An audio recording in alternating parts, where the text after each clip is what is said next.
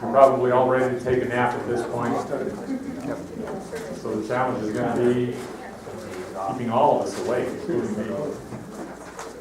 I was just talking with Johnny, we were talking about the legislative session a little bit, and I'll tell you from my standpoint, with all the years that I've spent up at the legislature, as far as land use issues go, this is actually one of the quieter sessions. I've seen a lot more action and a lot more stuff going on with regard to land use related bills in past years.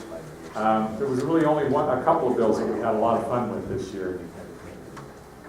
And you know I don't mean that literally. That were interesting bills, but that we had some issues with right up until the very end. So let's talk about them. I'm going to tell you a little bit about what happened, and hopefully you'll find that information useful as we go forward. First of all, let me talk for a minute about this group. It's called the Land Use Task Force. It's a group that was put together several years ago through the League of Cities and Towns.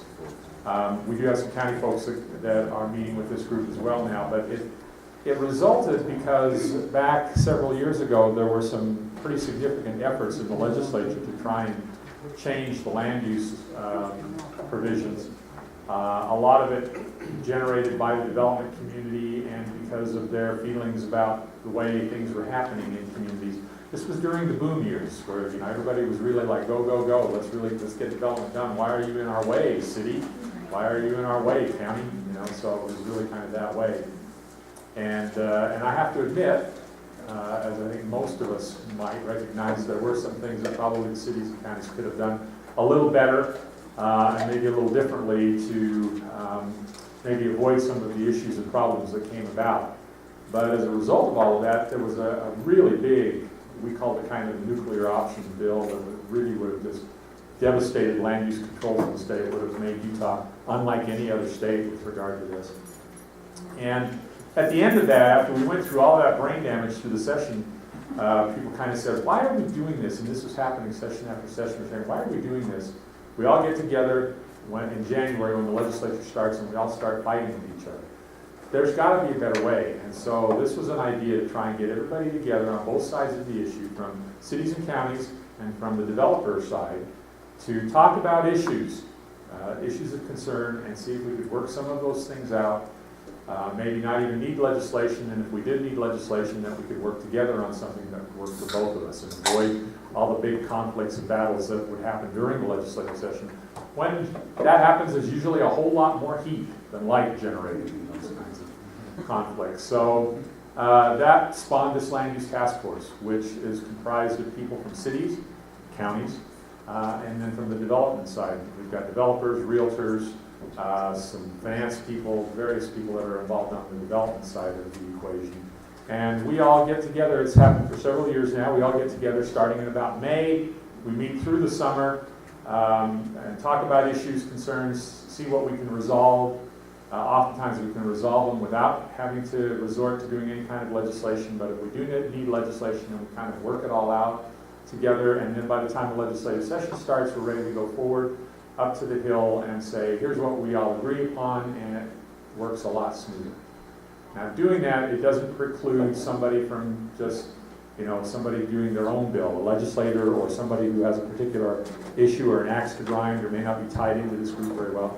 And what's generally happened in the legislature now is that legislators and the leadership of the legislature says, why don't you take that to the land use task force and work with them on this and come back next year with that bill. And that generally works, but not always, as we'll see as we talk about this a little bit more. So, what I want to talk about first then are the bills that were generated in this last year by the Land Use Task Force and what occurred with those. The first one was this House Bill 224, which has to do with impact fees. Impact fees continue to be a big issue in the development community and just in government in general. We talked a little bit about what they were yesterday, but this whole notion of how you calculate impact fees, what you apply them to, and how you apply them is something that continues to be an issue of concern to the development community. They oftentimes feel like they're not applied fairly, they're not calculated correctly, a host of variety of issues. And they don't apply to everybody. And so it seems like every session now we get a bill that relates to impact fees, and we had one again this session. And that's what this bill does. The first bullet point up there talks about defining a level of service. The general rule of impact fees is if you're going to be charging new development to extend current services that you provide in the city, like parks, like sewer and water, the various kind of streets and roads, the various kind of services that you provide. If you're going to use that, you can only extend those and provide the same level of service that you're currently providing in the city. You can't charge development to upgrade your system in the city, because if you're going to do that, that's something that's more appropriate to do as a tax or a fee or some increase or something like that that applies to all the citizens in the community. And so that issue was getting muddy, and so it was all about what are you talking about as a level of service? And so that was kind of something, a football that was being kicked around by people who were doing the calculations. So in this bill, there is now a definition of level of service, and it identifies how it's applied in key calculations. The bill also says that private service providers, which mainly in our state is, there are some private water companies out there that provide water to development. They're much like service districts, but they're actually privately owned. They generally were making up their own rules as to how they operated. This bill makes it clear that those private providers of public services, mainly water in Utah, also have to follow these impact fee requirements in the state code. And it also clarifies that impact fee questions can go to the state property rights commission. That's already been happening to some extent, but it wasn't clear, and some were challenging that, saying it doesn't say anywhere that those kinds of issues can go to the property rights ombudsman, which is a way to kind of short circuit going to court, if any of you have been involved in that or familiar. And I think Brent's going to be here, right? Brent's next. He's the state property rights ombudsman. You'll see a little bit better what his role is. This bill just says, it makes it clear that impact fee issues can go to the property rights ombudsman. This next bill, Senate Bill 153, is really kind of an omnibus bill. It took several of the issues that we had talked about and put them all into one. Because it was pretty well agreed upon. There wasn't a lot of controversy over them. And this bill actually went through lickety-split in the legislature with not a lot of problems. So let's talk about what it requires. The first one has to do with improvement bonds. This is the idea that, let's say somebody comes in and gets approval from you to do a subdivision. So you approve a subdivision plat, and of course as part of that they're supposed to provide services. Sewer, water, streets, all of the things. Well, it's pretty typical that once you approve it, they're going ahead and they're installing those different kinds of facilities, but they also would like to begin selling those lots and building homes kind of simultaneously. Well, how do you do that? Because it's happened in the past and still happens on occasion, that you allow those homes begin to be built and the developer runs out of money and the services, the facilities don't get put in. I see some of you going, oh yeah, that happened to us. Okay? Yeah, I mean, it's not that uncommon. So the way many jurisdictions have dealt with that is they're saying, we will allow you to sell those lots and start construction if you put up a bond to guarantee the cost of those facilities. So in case you do go belly up, it's guaranteed, and you can pull the bond, and then the public entity can put in those facilities using the money that's put up as a bond. That's not uncommon. It happens pretty regularly. What was happening was that jurisdictions, different counties, different cities, had different rules for their bonds. And it was really confusing, and in some instances, I will admit, and I'll say, that they were probably taking advantage of this and not applying it in a way that really was all that fair and equitable. So, a lot of discussion about that, a lot of complaints from the development community about that, and what resulted now is this bill, which relates to improvement bonds. This actually was put into the code last year, something about improvement bonds. Then it was expanded upon in the bill this year.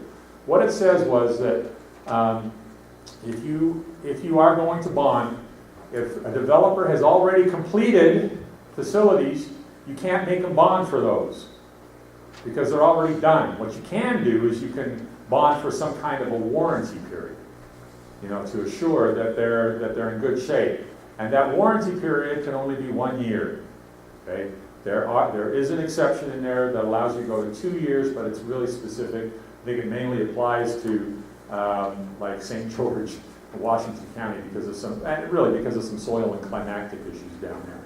But it's 1 year, and the contingency, which is the amount that you calculate how much it's going to cost to put in those curbs and gutters and sidewalks and sewer lines, and then you put a contingency on top of that, because any of you tried to remodel your house or a room in your house? Always comes in right on budget, doesn't it? You know, the rule is, make your estimate and then double it.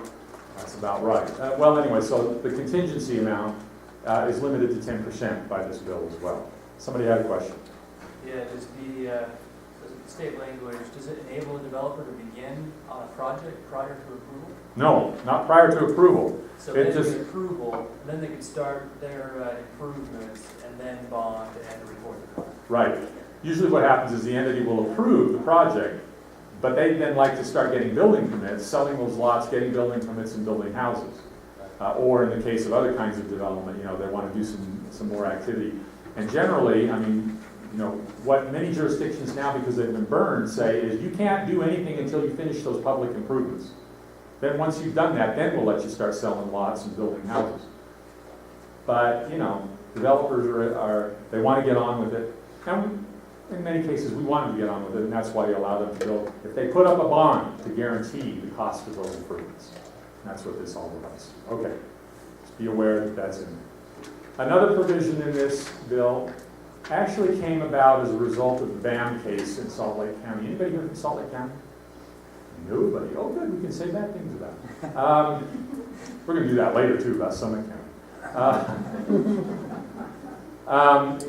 BAM was a case in Salt Lake County where there were a lot of issues, but one of the big issues was that the county was requiring the exaction, remember the discussion yesterday, it's requiring a development to give you property because you need to do some improvements, usually the widening of the road, that's what it's most common for.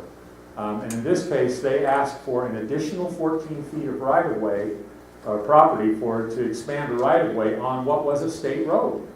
Okay? They said, well, because of development like yours, someday that road's going to have to be expanded, so we want you to give us the 14 feet of property now that's needed to do that. And that was an issue. There were many issues of dispute in that case, and that case actually went through 3 different iterations in the courts. But one of the things that fell out of it was the county required that, but the state never asked for it. And so what's happening with that property? Well, it's just kind of sitting there in county ownership and not being used to expand the road. So what this provision now in the bill says is that if you're going to exact for somebody else, you got to give it to them. Okay? It's not just kind of a obscure, maybe it's going to be needed someday thing. So it commonly happens with UTA. UTA oftentimes cannot exercise the power of eminent domain to get rights of way and things. And so cities and counties will do that for them. And so, like in this case, it would say, if you're doing that for UTA, you got to give it to UTA once you get it. So just a provision in there that came about as a result of that court case. Another provision, and many of you will probably be interested in this because I know this has been an issue in many jurisdictions, group homes. Okay? There was some language in the state code regarding group homes. It's language that was put in the code many years ago. A number of years ago. And what's really happened with group homes is that it's evolved to the point where that the rules that govern group homes are generally now pretty well set by federal statute. That's the Fair Housing Act and the Americans with Disability Act. And the court cases, the federal court cases that have resulted from that. And they pretty well govern what happens with group homes. And group homes are generally a really specific issue. So it's almost like you have to take a look at the particulars of that particular group home that's being proposed. And then based on those federal statutes and federal court cases that have been handed down, kind of decide how you're going to treat them. So we had some things in the state code that said you can do this and you can do this and you can do this with group homes. And really, we couldn't anymore. And it was a trap for the unwary. Because people who didn't know a lot about this, they were looking at the state code and saying, oh, well, hey, we can do this and we can do this. Well, maybe you could, but maybe not. And so it really became a problem. And so the consensus was, let's just take that language out of the state code and just put in there that provisions related to group homes must follow federal statutes and case law. Okay, so just be aware of that. What that means for you all is when you get a group home, talk to your attorney. That's really what it means. You're going to have to take care of these almost on a case-by-case basis. Okay? It's really that way with these. Another provision in this bill, kind of similar to the other one, but the exaction rules, that the rules for exaction apply to special service districts. Then we had special service districts that were kind of doing things on their own and saying, well, we're not a city or county, so we don't really have to follow those rules. Well, they're a governmental entity, and yes, they do. But they were kind of disputing that, so it was made absolutely clear in the code now, you do have to follow the same rules when it comes to exactions and fees.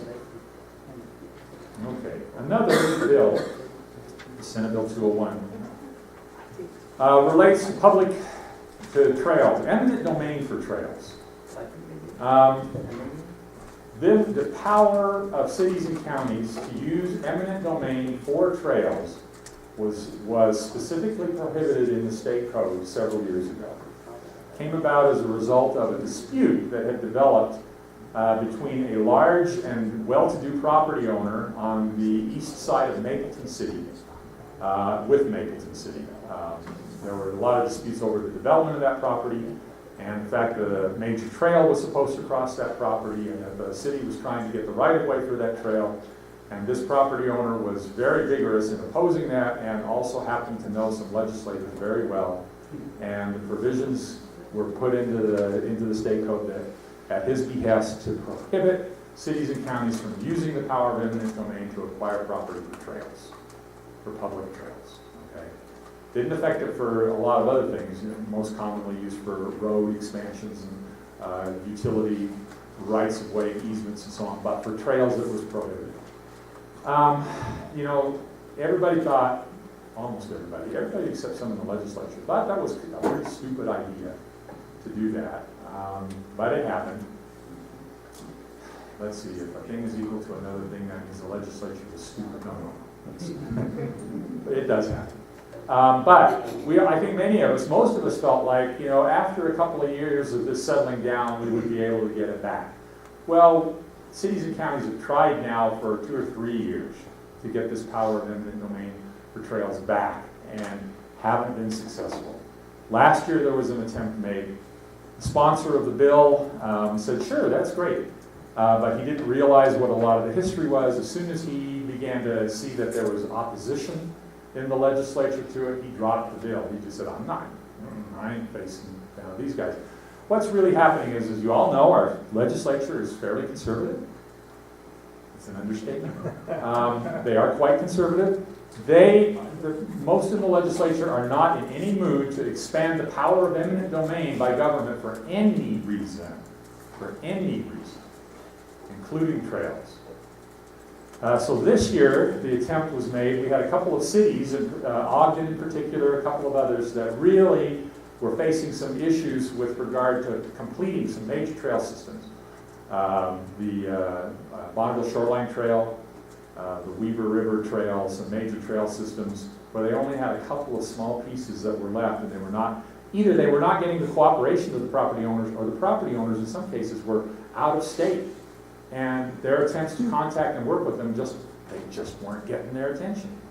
And so they were saying, we really need to try and finish this trail. So they were working hard. They got a good sponsor this year, Senator Kurt Bramble, who himself is quite conservative. And he felt like it was a worthwhile effort. So when this bill went forward, in order to try and make it compatible and get it to pass, it became a Christmas tree. Okay? What do I mean by that? Everybody hung an ornament on that Christmas tree. All right? And this is a list of the ornaments that they started tacking on. It applies only in first and second class counties. It has to be a state agency plan or a regional transportation plan trail. It has to have commuter biking on it. It must be at least 50 miles long. It has to have at least 2 entities that are involved in paying for that trail. The bonds for the construction of that trail had to have been issued prior to April of 2013. It would apply only in first and second class cities. No agricultural property is involved in in condemnation for the trail. I will tell you that the agricultural lobby, the agricultural community, fought very vigorously against this bill. They don't like the concept of potentially having eminent domain that might cross agricultural land. And so they fought very vigorously against it. So these were all the things that were hung on the Christmas tree to try and make it more appealing, or at least so that some could hold their nose and vote for it, but it didn't work. The bill still didn't pass. So we don't have it. We still don't have eminent domain for trails, and I don't know if we're going to get it back. It's probably going to take some kind of a shift or something to happen in the legislature. Probably be tried again, but it didn't happen again this year. This House Bill 349. Last year when the Land Use Task Force was meeting, we did have a group come from the county surveyors and engineers to talk to us and say there are some issues in the subdivision provisions of the state code. And they come about as a result of whenever you vacate a plat, particularly if you're vacating a right-of-way or a public easement or something like that. And there are some technical issues around that. We all talked about it a little bit, thought, yeah, you're right, that this seems worthwhile. And then it got dropped or ignored or fell through the cracks or whatever. Nobody paid any attention to it anymore from the Land Use Task Force. So the surveyors and engineers themselves got a sponsor and put the bill together and went to the legislature, and that was this House Bill 349. What was in the bill was worthwhile, were the kinds of things that needed to be looked at and needed to be done. But there were some particular details that probably just needed a little more work. And tried to do that a little bit during the session, but it's that kind of thing that it just really becomes hard to do this kind of technical work on a bill when you're in the middle of a session because of so many things going on. So this bill was withdrawn, and the commitment is that this will be worked on this year and will be a bill next year in the legislative session. So just something for you to be aware of. One of the interesting issues, and I don't know, a lot of you who are staff people here may know this, one of the interesting issues is we need to have a definition of lot and a definition of parcel. You would think they mean the same thing, but they don't really. And there are issues that come up around that. And so that's one of the things that this bill would do. And then the whole issue that goes around vacating plats and vacating rights of way and so on, and how that all works. So that'll be a bill that's coming. Now, having said that about the definition of lot and parcel, we're going to talk about another bill in a minute where we did get a definition of lot. So whether it's the definition we all want, I don't know, but we shall see. Senate Bill 66 had to do with referendums. We talked about this a little bit yesterday, what they are and how they come about. There were really two issues that brought about this bill. One was an issue of referendums for budget items. See, the city of Orem, can't remember who the other cities were. Park City, I think, was one, and Lehigh. You remember, Brent? Was it Lehigh? I don't remember. Anyway, there were three cities that, as they were doing their budgets for the upcoming year, budget for the fiscal year, they made some proposals about how they were going to fund certain things. And there were some citizens that objected to what they were doing. And so they took those items, they went out, they collected the signatures, and they got them on as a referendum. Well, because of the rules in the state code about when you can do referendums, what it really meant was that some of these cities are going to be having to go into their budget year with these items not resolved. And so their whole budget was hinging on being able to do this. And now it's all held up in the air because this referendum is going, and in some cases that referendum won't be held for nearly 2 years. That's how long sometimes you have a time interval between the time that a filing is done and then a referendum is actually held. That's an issue, because then how does a city or a county continue to operate when they're not unsure of their budgeting and the budget proposals? So there were some provisions around that prompted this bill. The other thing that prompted this bill was a referendum that occurred in the city of Layton, where on the west side of Layton you had a fairly substantial piece of property that was owned by PRI. Many of you may know PRI is the real estate arm of the LDS Church. the commercial real estate arm. This was a property that was an old steak farm. Of course, the LDS Church has done away with many of their steak farms and have these properties, and in this case, they were proposing to develop this property. And the proposal that they were putting together was something more along the lines of kind of a community village center, and kind of a form-based code, which is sort of a new kind of zoning regulation that comes about. Well, this was in an area that's out on the west side of the community, what was an agricultural area, and that's developing pretty much generally with the typical subdivisions. The city of Layton and the property owner went through about a 2-year-long process where they had a lot of workshops, a lot of hearings, and invited citizens in and did a lot of work, and they adopted a new amendment to their general plan for this kind of development in the area, and then modified their zoning code to adopt the zoning that would allow for something like this to happen, and then approved the development, did a rezone for it. Residents in the area objected to it, did not like it, and they got to work and they collected the required number of signatures and got it on the ballot.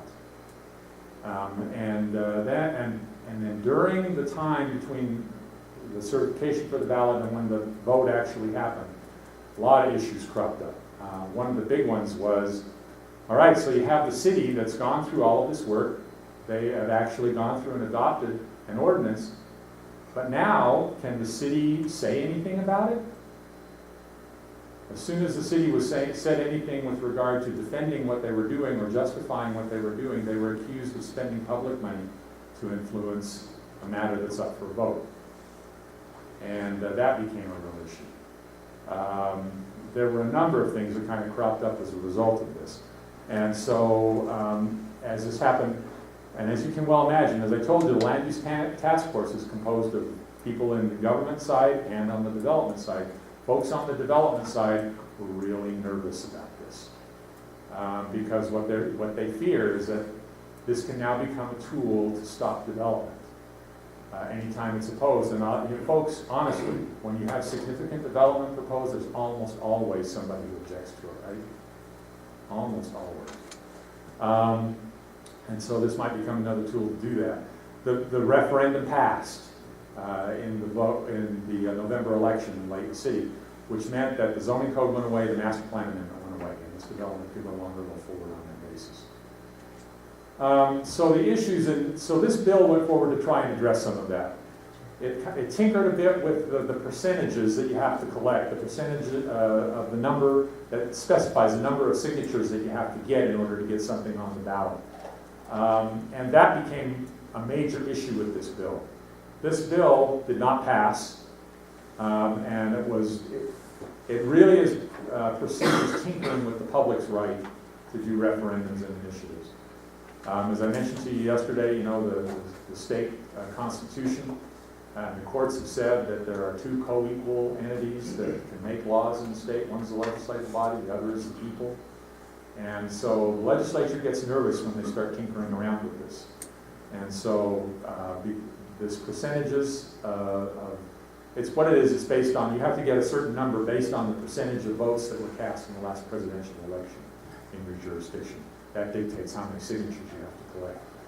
And another provision that was in this bill basically said that you have to get that proportionate number of signatures in every voting precinct in that jurisdiction.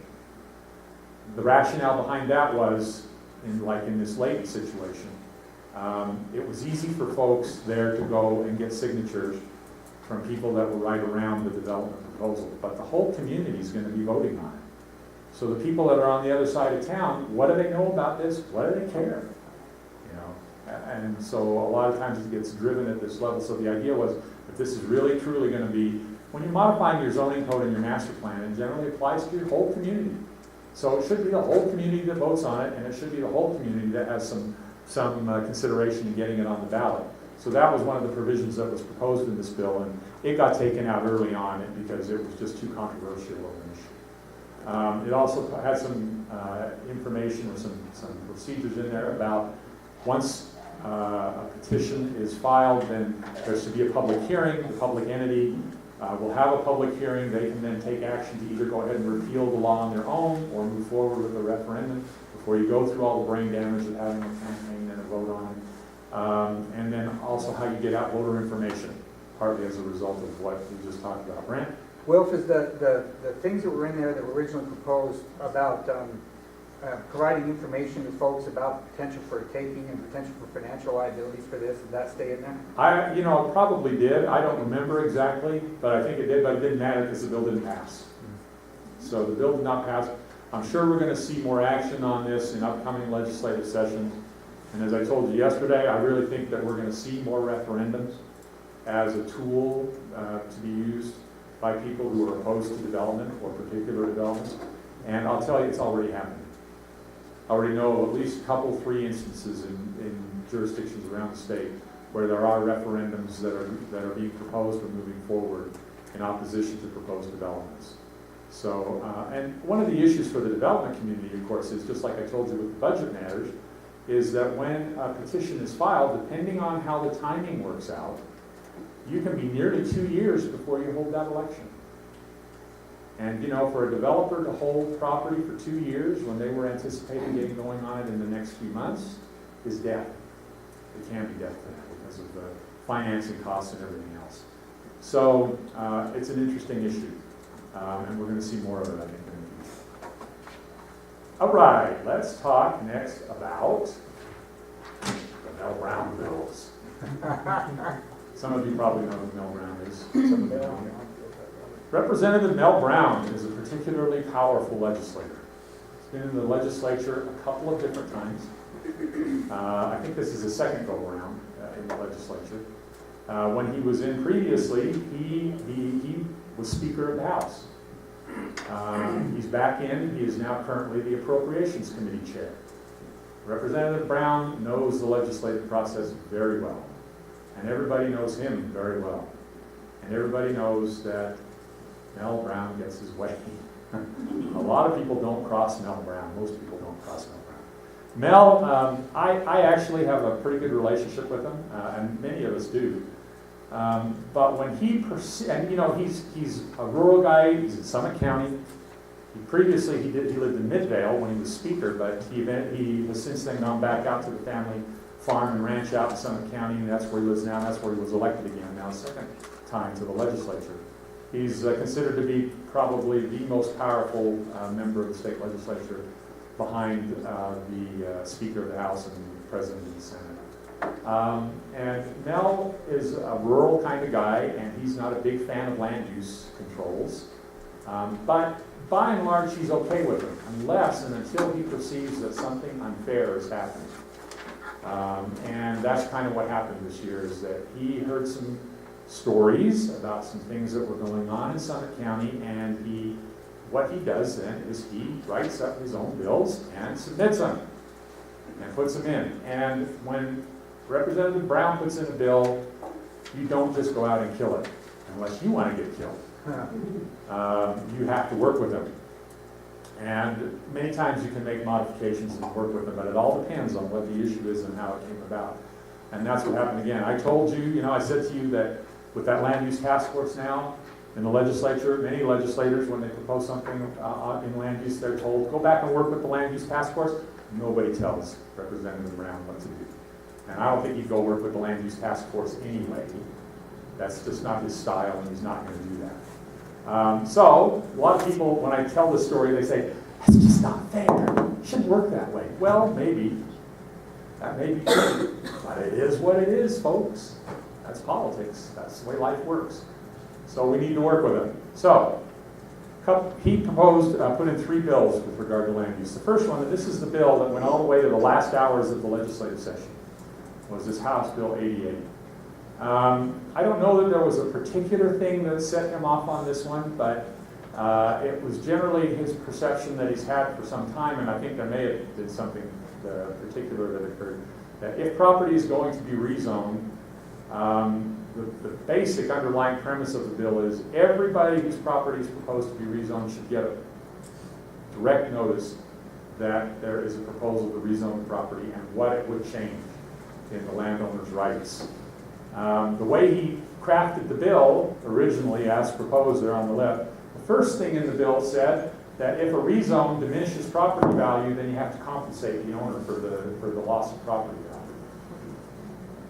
Wow.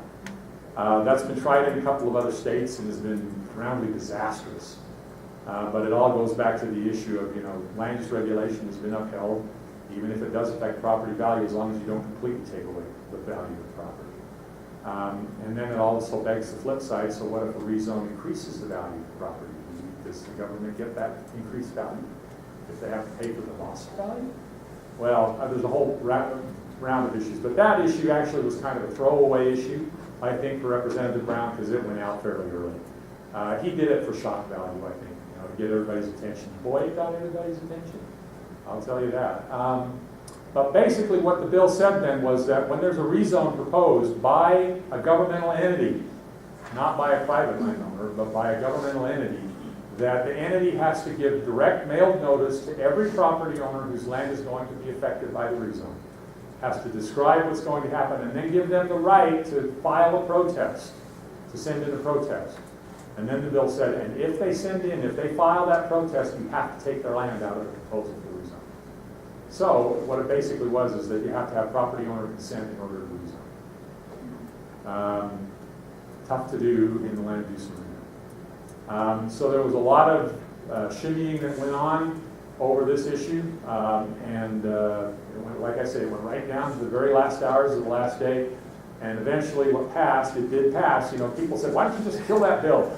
Honestly, folks, you don't kill one of Representative Brown's bills that he doesn't want to kill. Because a big part of the reason was, for a while, we couldn't even get any serious consideration because no legislator would openly say anything contrary to the bill, because Representative Brown is chair of the Appropriations Committee, and everybody wants money for their projects. And if you take off Representative Brown, you ain't getting money for your project.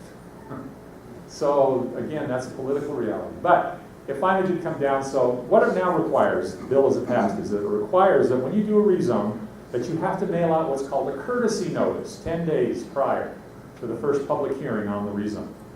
Now, what's a courtesy notice, and why is this in there? The basic idea is to let everybody know that the property is going to be subject to a rezone and what it's going to do. But it's not, everybody knows, how the mail works, right?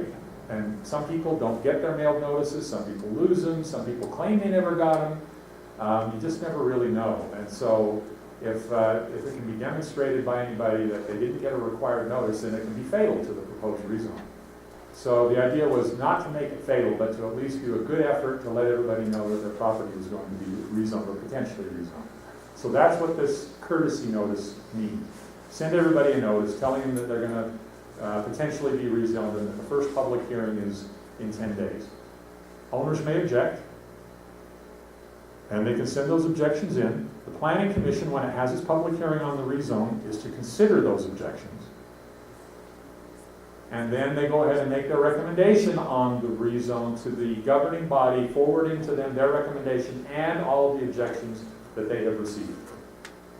And then the governing body can go ahead and take whatever action they deem appropriate with the recommendation that they get from the Planning Commission, along with all of those objections that have been sent in. Okay? So it's a lot tamer than the way it started out. But it's kind of I think of it as kind of a warning shot across the bow, that if we don't really try to do this in good faith and pay some attention to this and give it some consideration, it could get worse. So, question back here? Yeah, what, did they define courtesy notice? Is that They didn't define standard it. mail? Is that? It says mailed notice, so it has to be a mailed notice to the Mailed property notice, owners. but But it doesn't say what courtesy means, really. Yeah. So you kind of take that, whatever you think it means. Yeah. So, and I'm sure we'll all learn a little bit more about this as time goes on. So that's the first bill. Second, any other question? Yeah. Is there any recourse if someone didn't get notified by that courtesy notice? No. That's why they did it. Just, so that it wouldn't be fatal to a rezone if someone didn't get a legally required notice. Because we all know that the mail system isn't perfect. Doesn't work all that well sometimes. This was just for county or city zoning, not if somebody comes in and wants to do their own zoning? No, now this, so this was made now to apply to all rezones. Oh, is it? Yeah, it applies to all rezones now, not just the governmental entity proposed rezone. Scott? Effective immediately? Whenever bills go into effect, which I think is someday in May. You know what it is, Johnny? May 14th. May 14th, something like that. And that's just map amendments, not text amendments. Right, just map amendments, correct, rezones. Second bill was this House Bill 236. Okay, so I've talked to several people, what's the story behind this bill? What the bill was going to do, it was going to say that site plans are not legally binding, and that you cannot require landscaping on any slopes of less than 12%. Okay? Now, a lot of ordinances have landscaping requirements in them. And you also require site plans. What this bill was saying, you couldn't, well, the site plans were not legally binding and you couldn't require landscaping on slopes of less than 12%.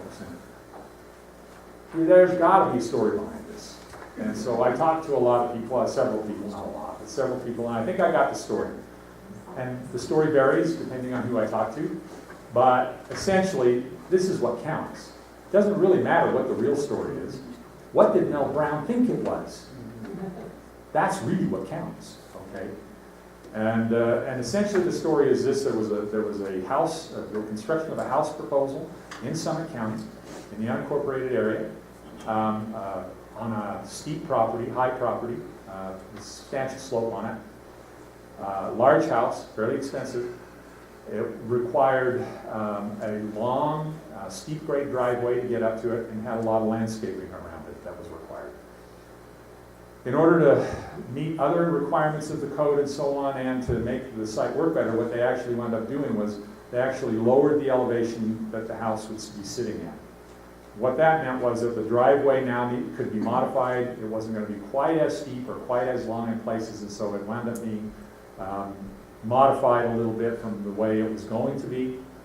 The landscaping area, of course, that affected the landscaping as well, because you modified where the drive was going to be, and you also had an area where there was landscaping, where and there was a utility easement, and the utility company came through and dug up the easement and put in their utility line.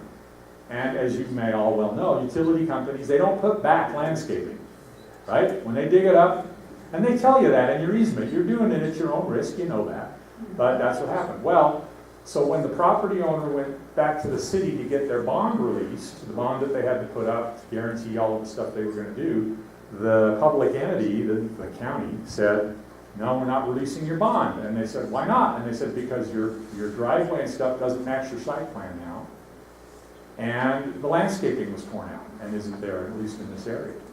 And that got the property owner pretty mad, and he knows Mel Brown's son, who's on the Summit County Planning Commission, who then talked to Dad.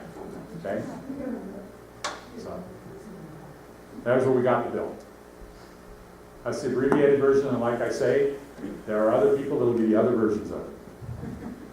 But that's essentially, when I talked to the Summit County planners, they said, yeah, that's pretty close to being about right. So, Doug? But it sounds like this applies to commercial, to... Landscaping? Yeah. The Yeah. landscaping requirement was So they took a single-family home requirement and applied it. Yeah, originally as proposed. So a couple of things happened with this bill as the session went on. First of all, as I mentioned, this happened in unincorporated Summit County.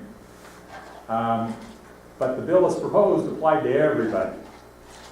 Mel Brown is no dummy, and he recognized immediately, of course, the League of Cities and Towns, which has a pretty formidable lobbying effort at the legislature every year. They immediately went to work to oppose the bill and do whatever they could to get it changed. Well, Representative Brown figured out pretty quickly he could get rid of most of his opposition by doing one thing real quick. I'm making this bill only apply to counties. Took the league out of it. And the counties, the interesting thing was, none of us thought these were good provisions. But now the cities were out of it, and I've had county people say to me since, well, that's not fair, you guys didn't think this was a good bill anyway, so why would you stop? Well, the reason is because it's Representative Brown. He deliberately did that to take the cities out of it. If the cities would have continued to oppose him, Who knows what he would have done in the future? So that kind of was a political reality again, and so the city stopped lobbying.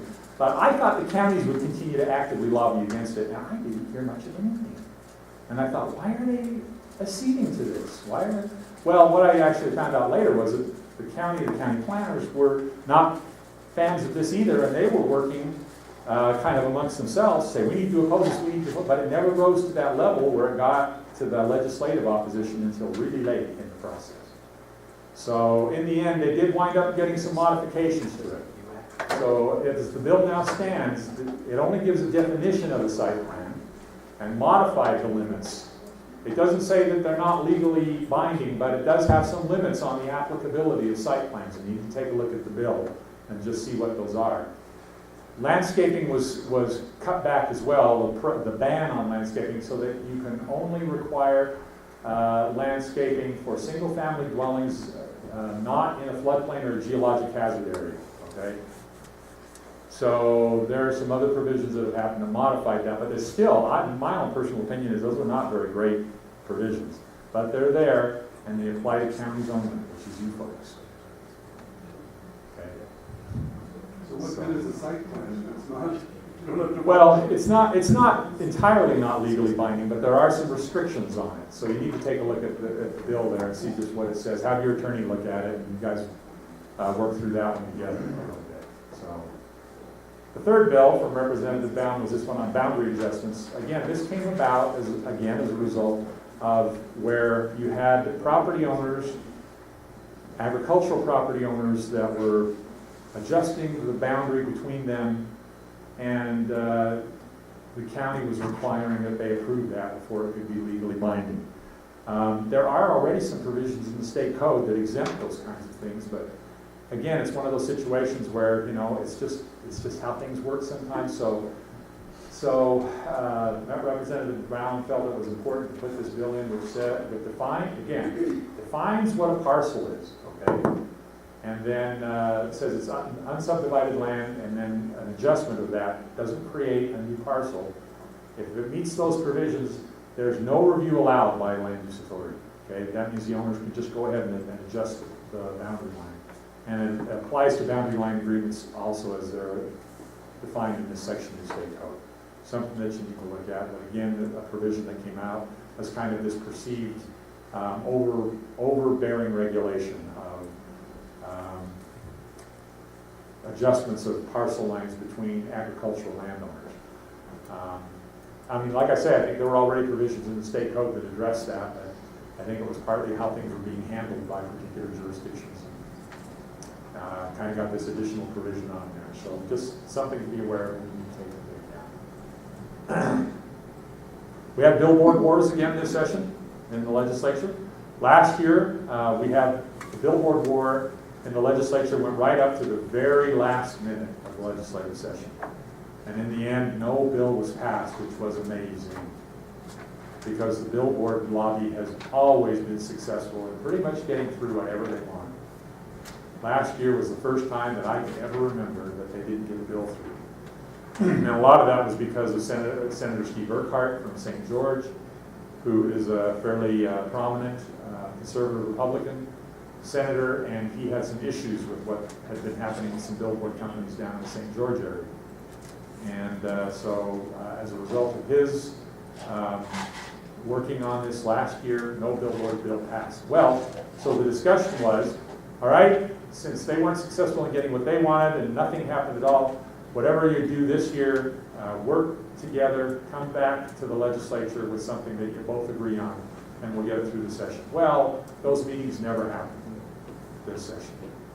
And so then once again, we got a bill that was put forward by the industry, but this time the local governments were ready, and Senator Urquhart had a bill ready for him. It was so interesting to me. Senator Urquhart was just itching to get into this fight. He was just like, let me at him, I'm ready. And we were saying, you can't do anything until they do something first. Because, you know, the legislative leadership last year told us that we needed to work together and come up with something. Well, we never got together and met, and I tell you, I think is to blame for that, but that's my side of the story. But it never happened, so it can't look like we're out there, you know, pushing for something now that we want. We're sitting back. Well, it didn't take long, and the industry did put forward a bill. And their bill, the main thing that it would have done is that it would have said that any existing billboard can be converted to an electronic billboard. Okay? And there are a number of local jurisdictions that have some issues with electronic billboards, or at least provisions with them. So this one would have just said anyone that can be that existing can be converted. And then it talked about some other provisions in there with regard to electronic billboards. So Senator Urquhart was ready, and as soon as that one came out, it was like, go! And he put his bill in. And his bill would have really dialed back a number of things that the billboard industry had been successful in getting into the state code over the last several years. This really would have been an ugly bill for them. And so legislative leadership, now seeing what was happening, they said, time out, we're not doing this year, what happened last year, where we had this fight that went to the very last minutes of the legislative session and distracted all of us from other things that we were trying to get done. We're pulling both bills, neither one of them is going to pass, and you guys, this time, you really get together and work it out before you come back next year. So we've got this strong encouragement from the legislative leadership to work things out between us before we come back with a bill for the next session. So that's what's going to happen during the interim. I'm sure we're going to have some interesting discussion. I shouldn't say I should be sure, because we thought it would happen last year and it didn't. So we'll see if it happens again this year. These are just some other bills that passed that they're fairly simple and straightforward, not a lot really there that's new or of note for you to be too much worried about, but just be aware of some things there. But HB 113, county governing bodies, and then HB 279 on administrative hearings.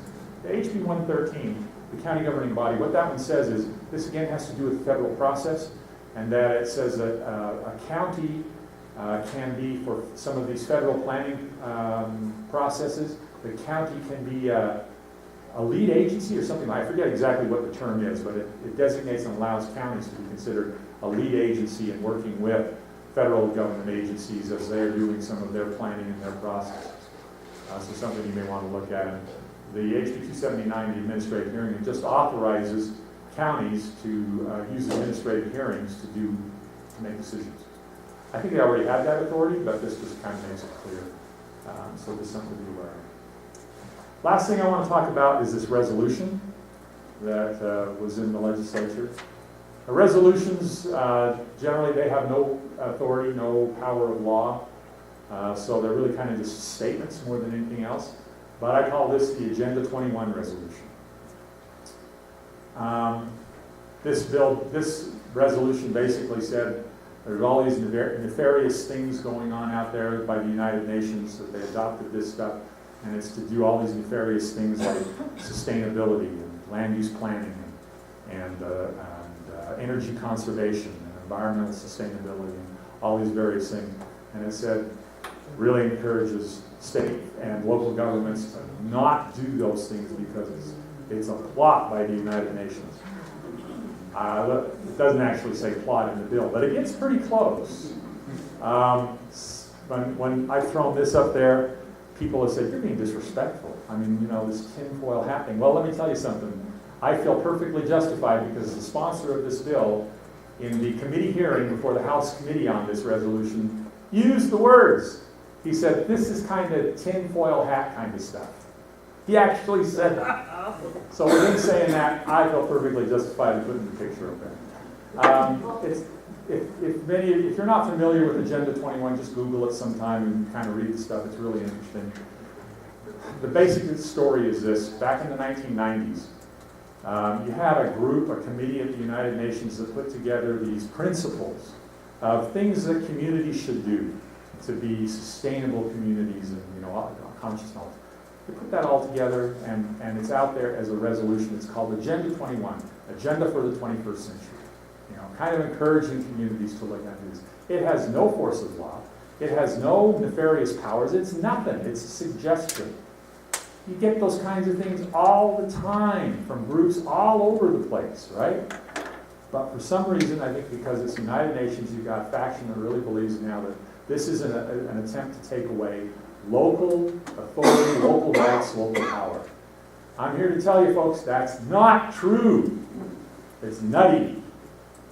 I have not been contacted by a UN agent coming in a black helicopter. It has not happened. I'm being really kind of extreme, but it's an interesting provision. Well, so I thought, what I found as I was looking at this was Utah was not the only state this was happening in. This has actually been going on for a few years, and a couple of other states have already passed resolutions similar to this. The state of Alabama actually passed a law, a code that said you can't use any state or local money to do anything that is called for in this Agenda 21. Wow. I mean, that's pretty amazing. But in most other states, it was this resolution, which really doesn't have any power or authority of law. And I thought, where is this coming from? And several other states were getting a resolution like this, and as I looked at it, they were virtually identical. And I thought, where is it coming from? And so I found it. I found the source. Oh, that's Tinfoil hat. This is the website. And you see right there, the new Stop Agenda 21 Action Kit. And the action kit contained a resolution to encourage the state legislatures to adopt, and it was word for word the one that was in the state legislature. Now, how did that come about? This resolution was sponsored by Senator Todd Weiler. I've known Senator Weiler for a long time. He used to be on the city council in Woods Cross City, and then he was the chair of the Davis County Republican Party, and then later became the secretary of the state Republican Party. And during that time, he forged some relationships with, as you can imagine, with the Tea Party faction. As he became a state senator, and keeping those ties there, he said, you know, bring me a bill, bring me something you want passed every year, and I'll get it through. I'll try to get it through the legislature for you. Brought him something last year, which he got through as a bill. This year, this is what they brought him. He didn't want to run it. As I say, in the hearing before the House committee, he said, this is tinfoil hat kind of stuff. But he kept his commitment and worked on this and got it through the legislature. This is what they were really insisting on that they wanted to pass. The thing that I found was really good and interesting about this in the end, what happened was Alan Matheson, who is now the governor's environmental advisor on his staff, as previously chair or the executive director of Envision Utah. And Mike Maurer, who probably many of you know, Mike is the state planning coordinator. They were successful in going to Senator Weiler and saying, let's modify your resolution a little bit. And so they got some of this other language into it. And it's kind of highlighted here in red. Utah has a tradition of locally driven community planning efforts. You know, the first settlers did that. With citizen participation, these things happened to predate the adoption of Agenda 21 by the United Nations. And these cooperative decisions are locally driven and controlled, you know, not driven by the United Nations, driven by the local governments and the local citizens. So in the resolution, it supports the locally directed regional planning efforts that are occurring in the state of Utah. So, modified the language quite a bit on this resolution. I had a lot of people in the planning community that were going nuts over this resolution. They were like, how could we do this? This is really going to make us look crazy. Like we're really out there in left field and, in right field, I should say. And really crazy. And, the thing was, we weren't the only state this was happening in. And then I think by getting some of this language in there, it really helped a lot and modified the language. And the thing I say about resolutions, so this one passed. So if we were to put together a resolution for the next legislative session that says, we support planning at the local level and what they're doing in the communities, it would pass. I think it would pass. So, take it for what it's worth. It's probably not that big of a deal, but it was kind of a fun ending to the legislative session. So with that, I'm over time. Brent's got to get up here. And any questions or comments real quick? Oh, we got that? Nope, okay. We're done. Thanks.